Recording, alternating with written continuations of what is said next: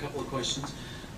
I'm going to throw a real silly question out there, and then Charlie will maybe have a more serious one. But I'm kind of curious where I can get those senior-friendly lapel pins. Well, I know our office has a whole bag of them, and I think that DHS has many of them in its coffers. Here we go. There's one coming in right now. So we'll make sure you get them. Help drive awareness with the month. Charlie, a quick question for either one of our guys before we connect. Maybe you can just chat a little bit about cooperation between the two organizations. So, I think it's been, DHS is one of the obvious key players in cybersecurity, and it's a whole of government effort.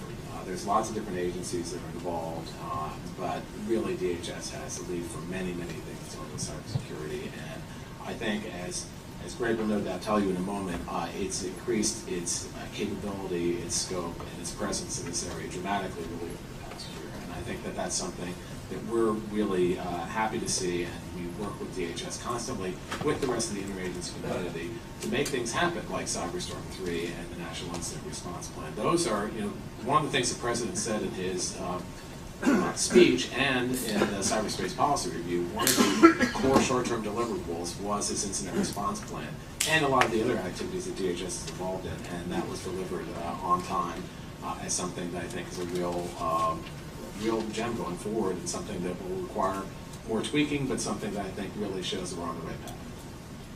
So I would have to completely agree. There's if there's something to really juxtapose between what the world looked like again 13 years ago and what it looks like today, the engagement and involvement at all levels of government has gone up dramatically. You have tremendous support and enthusiasm and effort from the White House. You have that from many departments and agencies. I think Cyberstorm 3, a great example, lots of entities playing wholeheartedly together to try to get to results.